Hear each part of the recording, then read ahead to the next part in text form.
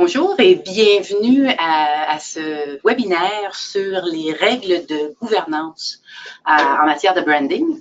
Alors, à mes côtés, j'ai Christian Pichette, qui est associé principal et président de Brandebourg. Bonjour. Bonjour. Brandebourg, qui est une firme conseil spécialisée en branding et qui aide les gestionnaires à transformer leur marque en levier stratégique. Alors, Christian et moi, on est des amis, des collaborateurs de longue date. Vous ne surprendrez pas si je le tutoie. Et tel Obélix avec la potion magique, Christian est tombé dans la marmite du branding à un très jeune âge. D'abord, à titre de gestionnaire chez Pepsi-Cola, à Johnson & Johnson, Culinard et Prodigo. Et aussi à titre de président et partenaire principal de Pigeon Brands pendant 12 ans. Et maintenant, depuis 2014, partenaire principal et président chez Brandebourg. Alors, Christian est titulaire d'une maîtrise en gestion spécialisée en marketing de l'École des HEC de Montréal, où il a enseigné la recherche commerciale et le comportement du consommateur. Et il a aussi à son actif un prix de la personnalité marketing de l'année, catégorie B2B, de l'American Marketing Association de Montréal. Alors, je pense que je vais devoir commencer à te dire vous, mais ça n'arrivera pas. Et au cours de sa carrière en tant que consultant et membre de différents comités, il a contribué au développement de plus de 100 entreprises canadiennes de toute taille, tant en B2B qu'en B2C. Alors, animé par la passion des résultats, il s'assure que la vision marketing de ses clients soit au cœur de la stratégie d'affaires des entreprises. Et c'est comme ça qu'il va vous présenter ses 10 règles de branding pour une saine gouvernance. Christian, la parole est à toi. Merci, Lucie. Alors, bonjour à tous. Alors, aujourd'hui, pour les 30 prochaines minutes, je vais vous entretenir des 10 règles de branding pour une saine gouvernance. En fait, comme le titre l'indique, il faut peut-être définir 2 termes importants. Premièrement, qu'est-ce que le branding? Et ensuite, qu'est-ce que la gouvernance? Alors, le branding, en fait, c'est l'acte de créer une marque. Souvent, quand on parle de branding, on associe le branding à l'élément central qui est l'identité de marque, qui est donc le logo de l'entreprise. C'est une des facettes, elle est essentiellement importante parce qu'on parle de nom d'entreprise et de son logo, la signature de marque. Mais en fait, le branding pour nous, et puis bon, les définitions se rassemblent quand même par rapport à ces notions-là, c'est qu'on parle d'une stratégie de marque. La stratégie de marque, c'est ce qu'on appelle les éléments de différenciation d'une marque, donc sa promesse, sa proposition de valeur, qui amène des notions de bénéfices, donc des clients pour vous aimer et vous adopter comme marque doivent trouver leurs bénéfices, que ce soit fonctionnel ou émotionnel. Et on parle aussi d'architecture de marque, puis on va le voir plus tard, une entreprise peut avoir plusieurs marques, alors des fois il faut distinguer la marque corporative de la marque produit. Et finalement, l'alignement, c'est probablement ce qui est le plus difficile à faire et le plus important pour le branding. C'est qu'on s'assure que le produit, donc l'expérience, le produit ou le service, soit arrimé avec ce qu'on veut. Donc, c'est important d'être aimé dans la vie, mais c'est surtout important d'être aimé pour les bonnes raisons. Et dans notre cas, le branding, c'est des raisons qui nous permettent de se distinguer de la compétition. La gouvernance, c'est le propos d'aujourd'hui, c'est de s'assurer, notre mission en fait aujourd'hui, c'est de s'assurer que le branding a une part du temps de discussion au niveau de la gouvernance d'entreprise. L'enjeu, effectivement, on a parlé à plusieurs de nos collègues, on est partenaire de Innocentre et ça ressort également avec les entreprises chez Innocentre, c'est que souvent le branding n'est pas à l'ordre du jour des rencontres, soit du CA, du comité consultatif ou du comité exécutif. On va voir pourquoi. C'est sûr qu'au niveau de la gouvernance, il y a beaucoup de sujets importants. La marque, on considère que c'est essentiel pour plusieurs raisons, dont la première, c'est que l'actif le plus important de la majorité des organisations est leur marque. Donc, on va le voir. L'outil, en fait, sans être trop pédagogique aujourd'hui, on s'est permis de parler à beaucoup de gens pour faire ressortir les grandes règles. Il y en a probablement plus, où il y en a qui peuvent se regrouper, mais ça donne un portrait. L'idée d'aujourd'hui, c'est de sensibiliser tout le monde de l'importance du branding pour la gouvernance d'une entreprise, quelle que soit sa taille. Et ça, c'est important. Ça, la gouvernance ne veut pas dire nécessairement grande entreprise. Je pense que les notions de branding sont aussi importantes, voire plus importantes pour une entreprise de taille moyenne. Donc, les 10 règles, c'est probablement par ordre d'importance. La plus importante, démystifier dès le départ que le branding, c'est un projet d'entreprise. Donc, conséquemment, on associe souvent le branding à une initiative marketing. Oui, le marketing fait partie de cette initiative, mais c'est une entreprise, c'est une initiative qui est avant tout corporative. Ici, notre petit modèle schématique, la marque, en fait, l'entreprise, des fois, on rencontre des présidents d'entreprise puis ils disent non, mon entreprise, ce n'est pas une marque. OK, c'est ma vie, c'est ma passion. C'est vrai, mais les clients qui achètent des produits de l'entreprise perçoivent l'entreprise comme une marque. Fait qu'on met toujours la marque au point central et la marque a plusieurs facettes.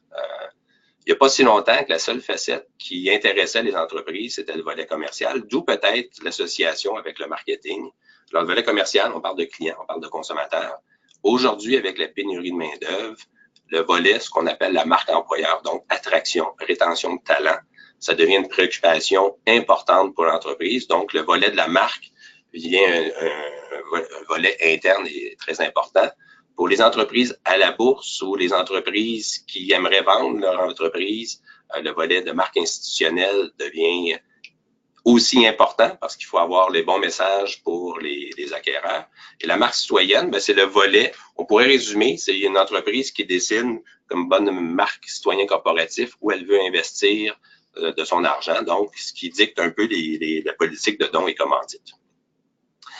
Donc, en fait, dans les bonnes pratiques, de réduire marketing ne fonctionne pas parce qu'aujourd'hui, la responsabilité de la marque, elle est du comité, du CA, du comité de direction, parce que ce soit le marketing, que ce soit les ressources humaines, que le département de communication, le département de vente, le département légal qui s'assure que la marque est bien protégée, le département de R&D, d'innovation, et ainsi de suite. En fait, tous les départements des achats, j'oubliais, doivent avoir une directive de comportement qui supporte la marque. On va le voir, c'est quoi une marque, une promesse de marque pour qu'elle soit cohérente. Et tout ça est encore plus vrai dans l'industrie du B2B ou du service parce que votre marque, essentiellement, sa première manifestation, c'est les employés. Alors, si les employés ne comprennent pas pourquoi vous existez et pourquoi vous voulez être différent de votre compétiteur, ben déjà, c'est un début d'une problématique qui minimise la force de votre marque. La deuxième règle qu'il ne faut jamais perdre de vue, c'est que la marque, c'est un actif excessivement important pour une organisation. On peut la quantifier. Il y a plusieurs études qui ont été faites au fil du temps. C'est important parce qu'on parle d'achalandage. Hein. On évalue une organisation. La notion d'achalandage, essentiellement, ce qu'on a le goodwill, c'est la valeur d'une marque. Coca-Cola, à gauche, vous reconnaissez la bouteille. En fait, si l'entreprise vendait une boisson cola de couleur noire, dans une bouteille peut-être de forme différente, juste pour illustrer, on pourra la vendre 50 sous. Okay? On y oppose la marque de Coca-Cola, Coke, alors le même produit, dans une bouteille légèrement associée maintenant avec Coke, on peut le vendre 1 $. Alors, c'est prouvé que pour certaines marques, certaines organisations, la valeur de l'actif intangible peut aller jusqu'à 50% de la valeur d'une organisation. Évidemment, vous regardez ici les marques qui sont là, les compagnies qui sont là, disent non, c'est pas pour moi. Moi, j'ai une entreprise qui est de taille plus petite, modeste. C'est aussi important parce que les gens, en fait, une marque, c'est un sceau de rassurance. Alors, qu'importe le nom de votre compagnie, si les gens aiment aller chez vous et de voir votre nom qui est apposé fièrement sur un document, alors ça a une certaine valorisation et c'est ça qu'il faut bâtir avec le temps. Ce qu'on dit tout le temps, la marque devrait être toujours plus grande que n'importe quelle personne. Et ça, c'est important, surtout dans le domaine du service. Il y a des firmes internationales comme Interbrand qui ont plein de modèles. Vous avez sûrement vu des classements. Chaque année, toutes les grandes firmes de branding mondial présentent un classement des marques. Et le point commun de tout ça, c'est que la valeur d'une marque, okay, elle est la valeur d'une organisation, elle est surtout basée sur la valeur d'une marque. Oui, il y a des actifs tangibles, mais il y a surtout des actifs intangibles qui créent la valeur d'une marque. Le principe il est universel. Je pense qu'il ne faut pas trop en débattre. Il faut surtout s'assurer le message aujourd'hui, c'est qu'il ne faut pas le perdre de vue. Parce que le défi au niveau de la marque, au niveau de la gouvernance, c'est comme c'est intangible, on ne le voit pas. On est moins porté à avoir des discussions. Quand on veut faire des investissements majeurs en usine, de développement dans un nouveau marché, bien, c'est tangible, c'est réel, et on en parle avec beaucoup de passion. Je dirais, il faut faire la même chose avec la marque, même si c'est intangible. Il faut le mettre présent. Puis, je dirais, nous, dans nos interventions, ce qu'on a réalisé, le meilleur moment de s'assurer que la marque fasse partie des grandes réflexions ou de s'assurer que la haute direction prenne du temps à penser la marque, c'est lors des sessions de planification stratégique. Souvent, on fait ça, c'est intéressant, on a une belle vue d'entreprise, mais en fait, la stratégie de marque, c'est l'étape suivante. On prend la stratégie d'entreprise et maintenant, il faut la traduire. On a des marques. Donc, comment on fait ça dans la vraie vie, au niveau opérationnel? On utilise des marques où on en crée des nouvelles. Et je vous suggérais fortement que lorsque vous faites des planifications stratégiques, ajoutez une demi-journée par la suite pour faire des ateliers en s'assurant que tous les gens du comité de direction participent à des ateliers sur la marque. Ça va rendre, premièrement, la marque plus concrète. Deuxièmement, ça va confirmer essentiellement à tout le monde que la marque n'est pas que l'histoire du marketing. Ces sessions-là, on ne parle pas de plan de com, on ne parle pas de publicité, on parle essentiellement de la marque avec un grand M. Et c'est ça qui est important que les gens par rapport au point numéro 1, qui dissocient le branding du marketing parce que c'est vraiment l'affaire du comité de direction, l'affaire de tous. La troisième règle, qui est beaucoup plus, là, on tombe dans le mode opérationnel ou les dangers à éviter. Une fois qu'on dit à notre marque, comment on peut bien présenter sa marque pour s'assurer que notre marque est performante. Je dirais la règle numéro 1 à ce niveau-là, il faut avoir une vue externe. En fait, nous, notre métier, c'est d'être le plus objectif possible. C'est sûr que quand vous êtes entrepreneur, vous avez bâti votre entreprise qui est devenue au fil du temps une marque. Vous avez votre entreprise tatouée sur le cœur et ça, c'est parfait. Mais par moment, si vous n'avez pas une vue client, ben, ça vous amène dans des réflexions ou dans des territoires qui sont peut-être pas les plus fertiles pour votre marque. Alors, le message ici, c'est toujours plus adéquat de bâtir ces stratégies basées sur pourquoi les clients vous aiment, vous adoptent et vous recommandent. Ici, ce petit schéma-là, c'est juste pour illustrer comment c'est très simple de dire qu'il faut avoir une vue client. En fait, la vue client dans ces 10 cases-là, c'est celle à droite en bas. Le client, essentiellement, aimerait avoir une balançoire avec un pneu. Aussi simple que ça, c'est ce qui lui permettrait d'être heureux. Alors, toutes les autres cases, c'est des interprétations qu'une entreprise peut avoir de ce besoin-là. Alors, on le voit, sans y aller une par une, ce qui est important de retenir, c'est que si on n'a pas une compréhension fine des vrais besoins des clients, on va perdre énormément de temps, énormément d'argent à développer quelque chose qui, somme toute, ne répond pas aux besoins. Donc, encore pire, on a dépensé beaucoup de temps, d'argent, puis on ne le vendra pas. Alors, c'est vraiment important de s'assurer, et c'est ce qui crée la cohésion dans une organisation, c'est que le brief devrait toujours partir du client. On ne peut pas être contre. Okay? Le challenge à ce niveau-là, par contre, quand on parle de client, il faut définir un client. Mais un client, pour nous, notre suggestion serait toujours de souvenir de la loi de Pareto, qui est le 20-80. Donc, 20% des clients représentent 80% des ventes de façon générale pour la quasi-totalité des organisations. Ce qui est plus compliqué aujourd'hui quand on parle de clients, une fois qu'on a fait ça, on dit, OK, est-ce qu'on a un client? La réalité, c'est un peu plus complexe. C'est les 3 premières cases de ce petit tableau-là. Mais le client, il y a un décideur, il y a un influenceur, puis il y a un utilisateur. Okay? Ça, c'est quand on parle d'un client, il y a 3 personnes, ou peut-être plus, qui peuvent influencer la décision.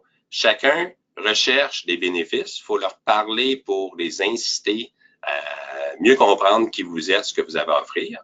Et comme on a vu dans la première règle, ben, il y a également, il faut avoir un discours pour attirer des employés, des candidats, des investisseurs, des leaders d'opinion. Tout ça pour dire, c'est qu'il y a une matrice qui doit être faite et s'assurer que pour bien faire passer le message de votre promesse de marque, il faut l'ajuster à des différentes parties prenantes et que la somme de tout ça crée un tout cohérent, okay? Mais qu'il faut le disséquer pour chacun parce que sinon, si on fait juste la moyenne, ben en fait, on n'adresse pas les besoins spécifiques de chacun. C'est ça le défi d'aujourd'hui, la complexité ou la facilité de communication, de rejoindre ces gens-là, elle est réelle, donc il faut l'utiliser pour vous, donc de bien cibler ses clients.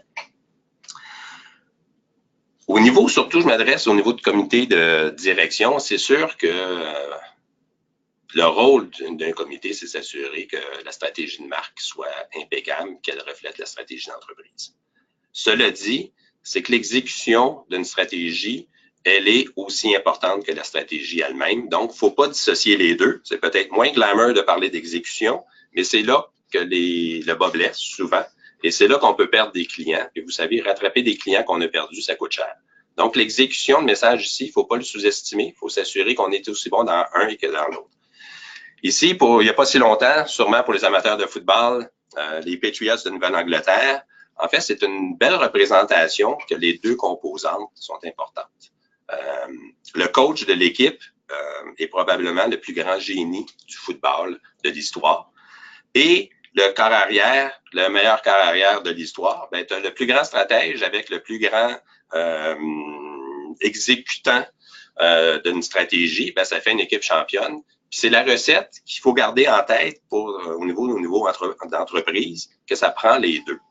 Puis c'est vrai, c'est un duo. Puis quand on parle des trophées, ben, les deux sont toujours associés à l'un et à l'autre parce que ça prend un et l'autre pour performer. OK? Brady tout seul avec un autre coach, c'est pas sûr qu'il serait le meilleur quarterback. Et Belichick, sans Brady, ce serait peut-être pas sûr que ce serait le meilleur des coachs. La combinaison des deux fait une équipe gagnante.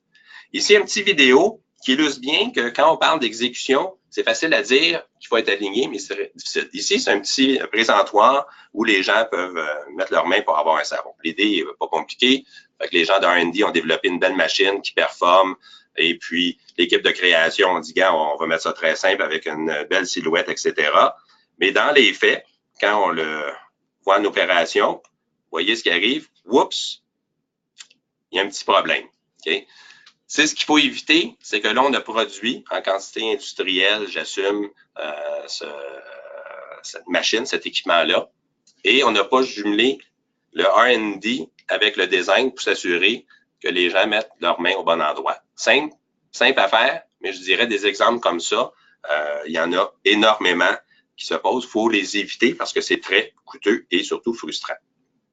Autre exemple, je vais me permettre de le dire en anglais, le Audi e-tron. Okay. Ça, je ne voudrais pas juger que c'est une mauvaise exécution parce que c'est des débats des multinationales de créer une marque qui est disponible légalement à travers la planète. C'est du domaine de la science-fiction aujourd'hui. Alors, j'assume que l'entreprise, ils ont fait un choix conscient qu'en français, le e-tron n'a pas la résonance voulue. Alors, ça donne des défis en France, au Québec, etc., plusieurs pays francophones. J'assume, je suis assez convaincu qu'une entreprise comme Audi en sont conscients. Mais l'idée de point, c'est que quand tu es conscient de quelque chose qui va pas bien, tu t'assures qu'il y a une stratégie qui va en conséquence. Alors, je sais pas, je suis pas consommateur de cette voiture-là, mais je dis, ça fait partie du défi. C'est facile à dire que les erreurs peuvent être recouverte, mais de façon générale, quand tu gères une marque au niveau mondial, il y a souvent des choses que tu ne peux pas anticiper. Puis au niveau de la marque de commerce, c'est un bon exemple parce que souvent dans vos entreprises, c'est ce que je vous souhaite, vous lancez votre marque au Québec, ensuite au Canada, ensuite ça va bien, vous allez en Amérique du Nord et vous ne l'aviez pas prévu, mais ça arrive et vous êtes planétaire du jour au lendemain. Il y a des fortes chances que votre marque de commerce ne passe pas à travers toutes ces étapes-là. Et c'est là que ça prend des choix difficiles comme l'exemple. Alors, je ne voudrais surtout pas juger, mais c'est une réalité qui est complexe. Alors, nos suggestions pour vous, c'est à deux niveaux. Quand on parle surtout d'innovation, un concept, c'est quelque chose de un peu intellectuel pour un client ou un consommateur d'imaginer.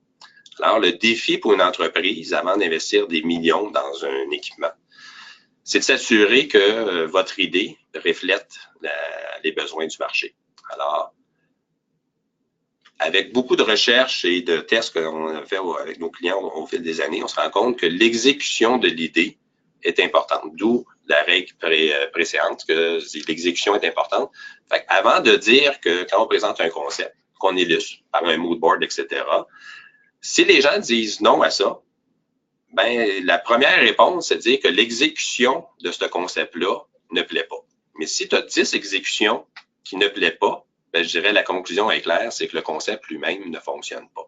Ça, c'est important parce que souvent, on peut tester des concepts, des idées, puis qu'on les illustre d'une façon qui n'est pas de la bonne, et puis ça nous amène à faire des mauvaises décisions. Puis on va voir le prochain point aussi, il ne faut pas faire de la survente.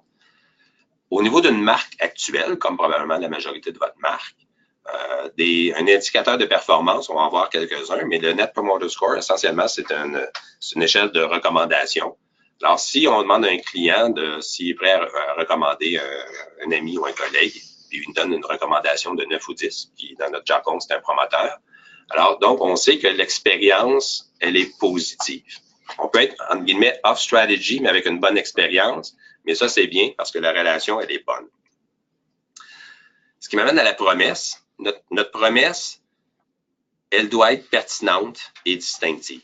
Et pour toutes les parties prenantes, c'est pas juste au niveau client, c'est comme on a vu, c'est différentes facettes. C'est simple à dire, mais c'est difficile à faire parce que des compagnies, des compétiteurs, vous en avez, il y en a beaucoup, puis il va en avoir de plus en plus avec l'accès facile sur des produits en vente sur le web. Alors, une promesse, c'est quoi? Bon, c'est des bons exemples, BM, Coke et Apple, vous regardez ça, dites oui, ça me semble clair. Bon, mais ça ne s'adresse pas à moi, ces compagnies-là ont investi des millions, voire des milliards pour se positionner. C'est vrai. Mais en fait, c'est le même exercice, c'est le même bénéfice pour l'ensemble des marques. Parce que si c'est pas clair pourquoi vous existez, pourquoi vous êtes différent pour vos clients, pour vos employés, ben c'est la même chose. Ces marques-là, en fait, ont commencé à la grandeur d'entreprise que vous êtes probablement déjà aujourd'hui. Alors, un exemple, Broadsign, qui est une compagnie montréalaise, probablement pas connue. Ça, j'ouvre une parenthèse. De ne pas être connu en B2B, c'est une bonne chose. Une erreur, puis je ne mets même pas ça dans les règles, qu'il ne faut surtout pas faire, c'est de dire je vais être connu parce que je suis tanné de travailler pour une compagnie qui n'est pas connue. Mais en fait, c'est un bonus d'être connu hors de ta cible. Ce n'est pas un objectif. Fait que quand tu es en B2B, je dirais, assurez-vous d'être connu pour vos clients potentiels. Donc, c'est très niché. Tout ça pour dire, Broadsign, c'est un leader mondial dans l'affichage numérique. Juste pour illustrer, à Times Square, de 40 à 50% des écrans là-bas sont gérés par Broadsign. Okay? Broadsign est connu, fiez-vous à moi, dans ce créneau de marché-là, mais n'est pas connu dans les secteurs comme le nôtre où on n'utilise pas ce type de vision. Quand ils sont venus nous voir, donc une signature très descriptive, voici ce qu'on fait. Le défi d'une compagnie comme Broadsign, qui fait partie au sens large des compagnies en technologie, il faut attirer du talent. Alors, quand on devient un petit peu trop plate, ça attire pas les talents parce que eux se compétitionnent contre des géants qui attirent des jeunes aujourd'hui en intelligence artificielle. On doit retravailler leurs promesses qu'on peut résumer Light Up the World. Ça revient à ce que je disais tantôt. C'est une promesse qui est très orientée client, okay, consommateur. Donc, voici le bénéfice. Donc, c'est plus qui je suis, qu'est-ce que je fais, c'est qu'est-ce que je procure. Sans rentrer dans toute la stratégie derrière tout ça, l'objectif qui était d'attirer des talents a été atteint grandement parce que les compétiteurs, si on parle de Ubisoft là, comme des compétiteurs pour attirer des talents, c'est vraiment un marché qui est très difficile à pénétrer. Autre défi, souvent les organisations qui vont très bien font beaucoup d'acquisitions, donc ils consolident des marchés. Alors, on voit ça souvent. C'est excellent, mais il arrive un point de bascule qui fait qu'on a beaucoup de marques. Puis moi, des fois, je me place, il y a plus de marques que d'employés. C'est là qu'il faut prendre des grandes décisions. C'est pas contradictoire avec la deuxième règle qu'une entreprise ou une marque a une valeur, mais par moment, de réduire le nombre de marques pour maximiser la valeur d'une seule et plus efficace. Et dans ce cas-là, c'est ce qui a été fait. Donc, les 4 marques ont été regroupées sur une nouvelle marque qui s'appelle Humanico. Donc, c'est clair, qu'est-ce que Humanico fait? Du recrutement, du conseil. Et c'est quoi leur point de différenciation? Ben, c'est le talent à la bonne place. Le talent à la bonne place, c'est une promesse client. Et également, pour un employé, c'est très parlant. Donc, sans rentrer dans le détail, il y a des trucs que, surtout en B2B, on peut réaliser des changements assez drastiques au niveau identitaire, au niveau du naming, pour aller chercher des bénéfices. Et dans ce cas-là, c'est un bon exemple avec ce qui je présente devant vous. La promesse de marque, souvent on parle du pitch d'ascenseur, c'est l'ultime, et vous devriez faire le test dans vos organisations. et même à l'intérieur du comité de direction de votre CA. Parce que si les gens disent des choses qui ne sont pas, en fait, qui pourraient même être opposées, ben, ce ne fait que confirmer qu'une opportunité d'être encore plus serré dans votre discours pour être sûr que tout le monde dans l'organisation parle de votre marque, de votre organisation de la même façon. Et cette façon-là, comme les règles précédentes, ben, c'est la façon qui peut vous permettre de vous distinguer dans le marché et d'avoir un avantage compétitif. La promesse, c'est facile à dire, mais c'est excessivement à faire parce que des compétiteurs, il y en a des nouveaux à chaque jour. Et en fait, la raison qui fait que vous devriez revoir votre promesse de marque, ben, c'est des changements importants, soit chez vous à l'interne ou soit dans le marché parce qu'il y a des nouveaux compétiteurs. La promesse, une fois que vous l'avez, il faut la livrer, être sûr de la livraison, donc que votre service soit exemplaire, que votre produit soit extraordinaire avant de communiquer. Parce que souvent, on pense que communiquer, une fois qu'on communique, tout va se faire. C'est l'inverse. C'est que si vous communiquez quelque chose que vous n'êtes pas capable de livrer, ben là, il y a un bris de confiance qui se fait. Et ça, c'est dur à réparer. C'est très coûteux. Alors, c'est le fun de faire de la pub, c'est le fun de faire des choses, mais il faut le faire au bon moment. Ici, je ne veux pas porter de jugement. Sûrement que vous avez regardé la presse récemment au niveau avec Marie-Claude Lortie qui a souligné, je pense de façon judicieuse, que Saint-Hubert utilise du poulet de la Thaïlande, qui a surpris beaucoup de gens parce que depuis ça fait 4 jours, puis on en parle beaucoup. Je dirais, je ne porte pas de jugement parce qu'on va voir si c'était pas. En fait, si la promesse de la marque de Saint-Hubert est un côté québécois de chez nous, ben, je dirais le produit n'a pas livré. Et ça, c'est une erreur stratégique. Si ça ne fait pas partie de sa promesse, ben, je dirais avec les réactions qu'on entend, c'est que peut-être il faudrait revoir un peu la promesse pour voir. Mais dans tous les cas, puis on va le voir, la 10e règle, c'est une gestion de crise parce que c'est réel et ça peut endommager la marque non seulement au niveau retail, mais également au niveau de la marque restauration. Fait que donc, c'est sûr que j'en suis convaincu que l'entreprise travaille fort à déterminer si leur stratégie de produit est la bonne ou non, et après ça, comment gérer cette crise-là. Okay? Au niveau du service, puis ça, on entend souvent, parce que souvent, les entreprises, si on regarde les missions d'entreprise dans le service, je résume souvent, le client est au centre de notre vie. Tout le monde le dit. C'est facile à dire, c'est surtout dur à faire. C'est là que la promesse doit être claire et il faut la livrer. Qui n'a pas expérimenté désolé, on sait que c'est ridicule, mais je peux pas vous accommoder parce que ça ne fait pas partie de la politique. OK, traduction, c'est que la politique n'est pas alignée avec ce que le client veut, donc il y a un problème. Ou, bon, je ne veux pas être trop dur, mais quand on me dit sur un message téléphonique, votre clientèle est importante, merci, un agent va se libérer, blablabla, et ça prend 15 à 30 minutes à parler à quelqu'un. Je dirais, regarde, encore une fois, oui, peut-être que les entreprises aimeraient que les gens utilisent le chat, etc., mais il faut être à l'écoute des besoins de ses clients. Si quelqu'un t'appelle au téléphone et ça te prend 30 minutes de lui répondre, et en plus, si c'est un bon client, ben, je dirais la promesse de marque, elle est mal supportée, il y a un enjeu. Donc, désolé pour l'anglicisme, mais c'est walk the talk. C'est ce que de plus important à retenir. Faire des campagnes, bien que ça coûte cher, c'est facile, mais de livrer puis s'assurer qu'on se regarde puis qu'on fasse les gestes nécessaires à l'intérieur de l'organisation pour livrer notre promesse, c'est ce qui est le plus difficile, puis gérons ça avant de faire autre chose. Dans le même ordre d'idée, quand on a une promesse qui est claire, de l'autre côté, quand on parle de produit, le look and feel de votre organisation, c'est important. C'est le volet d'exécution qu'on a parlé à 2-3 occasions. Alors, il faut faire évoluer votre look graphique, votre plateforme de marque visuelle à chaque 2-3 ans. Exemple de Lactantia, qui est le leader québécois au niveau du lait premium. Vous voyez à gauche, c'était la marque qui était comme ça pendant une vingtaine d'années. Aujourd'hui, regardez, le positionnement n'a pas changé, mais l'expression est beaucoup plus de son temps. Et ça, c'est important de s'assurer que votre marque, elle est toujours pertinente de son temps, parce que sinon, si elle devient impertinente et dépassée, ben c'est là qu'elle tombe, ça devient une marque qui est désuète. Vous pensez plusieurs marques de bière sont tombées dans ce panneau-là, puis quand tu es rendu là, ben, il est trop tard. Belle entreprise ici, Boiserie Raymond, comme un peu d'exemple tantôt, a une belle croissance en faisant beaucoup d'acquisitions. On voit la carte en arrière, l'endos de la carte, que nous, on appelait gentiment la pizza avec 5-6 noms de compagnie. Ben, il y a un moment donné qu'il faut prendre des décisions. Puis le bénéfice, c'est toujours ça. C'est qu'évidemment, quand on fait des acquisitions, les gens ont leur propre organisation tatouée sur le cœur. Il faut qu'ils voient que s'il y a une rationalisation de marque, que le bénéfice soit plus grand.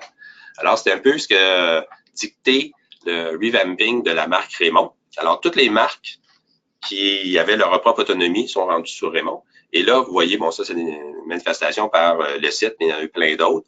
Ben là, il y a une fierté parce qu'on voit dire, waouh, il y a quelque chose que Raymond amène qui est de son temps, qui séduit les consommateurs et que peut-être comme plus petite marque, j'aurais pas eu les moyens de faire. Fait que ça, c'est un des bénéfices par moment de faire une rationalisation.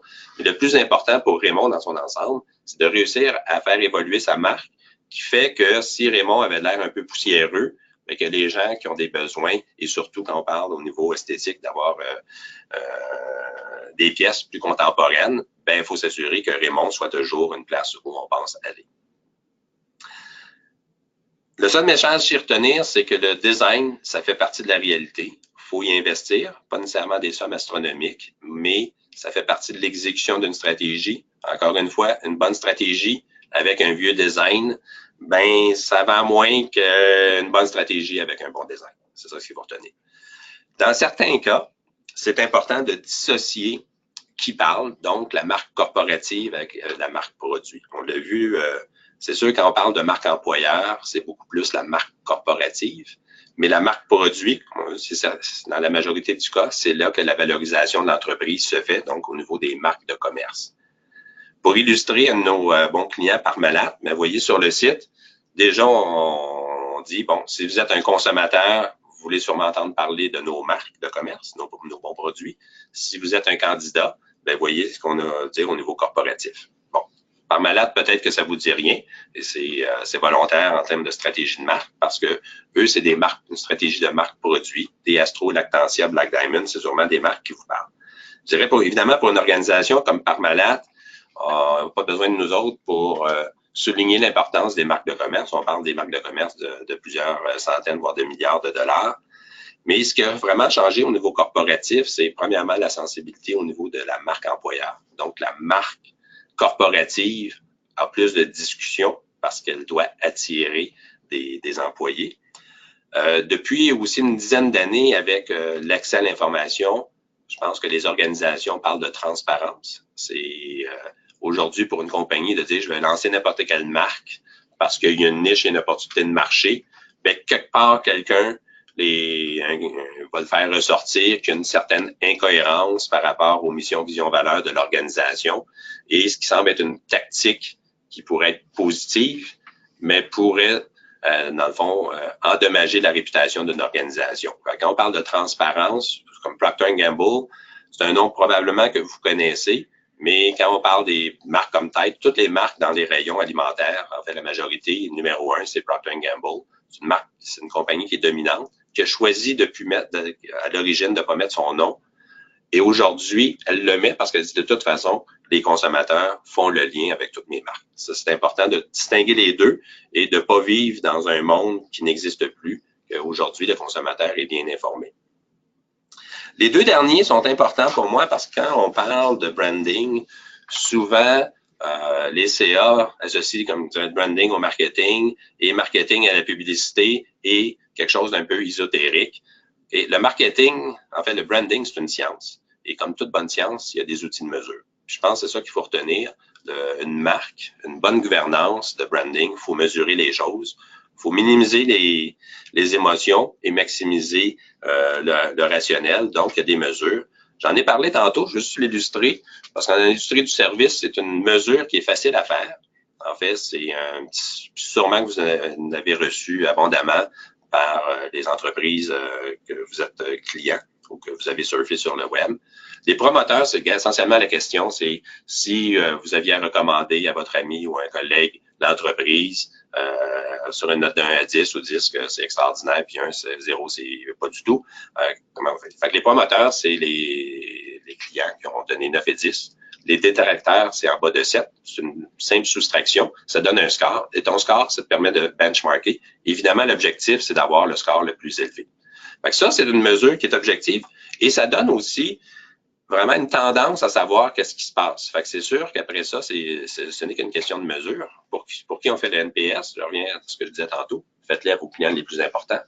Si vos clients les plus importants commencent à être neutres ou à être détracteurs, ben, je vous dis tout de suite, votre chiffre d'affaires va baisser. C'est une corrélation directe et c'est ça qui est important. Fait que des outils de mesure ici, je suis pas pour vendre tel outil de mesure versus d'autres, mais je vous dis d'en avoir une par laquelle vous croyez, c'est essentiel parce que c'est ce qui va vous permettre de déterminer ou de mettre à l'agenda de la discussion, est-ce que votre marque de commerce est en bonne santé et est-ce que le futur a de l'air bon? Parce qu'on peut regarder les chiffres de vente. Si les chiffres de vente baissent et que vos indicateurs sont positifs, ben, là, vous pouvez creuser sans paniquer. Bon, il y a peut-être un compétiteur qui a baissé ses prix, il y a peut-être un enjeu de distribution, mais votre marque de commerce, encore une fois, il faut être cohérent. Une des règles de base, c'est que votre marque a une valeur. Ben, si la valeur, avec vos indicateurs, cette valeur-là ne semble pas affectée, ben, vous avez des choses à faire. Si, au contraire, vos indicateurs, vos KPI disent que votre marque est en train de s'éroder, s'effriter, ben, je dirais qu'il faut faire attention parce que ce que ça veut dire, dans un an ou deux, votre chiffre de vente va sûrement tomber. Puis encore une fois, ça règle du 20-80. Et finalement, la dernière règle, qui est un peu le résultat des autres, ben c'est faut gérer votre marque en continu. Les médias sociaux, je dirais, gars, c'est sûr qu'on ne s'attend pas que les gens du CA ou de la haute direction consultent les médias sociaux pour voir ce qui est dit sur la marque. Mais je pense que ça serait important que ces gens-là demandent, exigent même qu'il y ait des rapports pour s'assurer que de voir ce que dit Glassdoor pour les entreprises, ça commence d'être de plus en plus consulté hors des ressources humaines. Il y a plein d'informations, c'est nous, on appelle ça l'écoute numérique. Il faut avoir une écoute numérique, ça donne des indicateurs autres que ses propres sondages. Puis en fait, c'est pas compliqué parce que si on fait pas bien ça, si on ne suit pas les 9 autres règles, ben là, vous êtes en gestion de crise.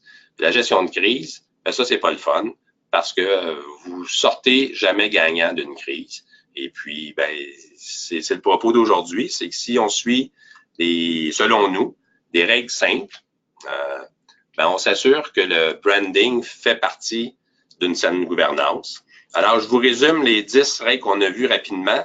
Ben, le branding, c'est un projet d'entreprise. C'est très important parce qu'une marque, ça vaut cher. Il faut penser client avant de penser insight. Et son exécution, la stratégie et l'exécution sont essentielles.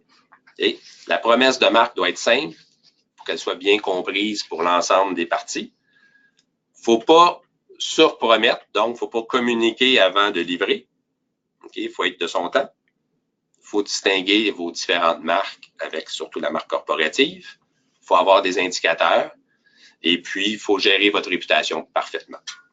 Alors, je vous invite à poser quelques questions. C'est ce qui termine. Merci, Christian. C'était fort intéressant. Merci bien. Certainement le temps pour quelques questions. Je regarde là, comme tel, je vous dirais, celle-là, ça en est une le fun.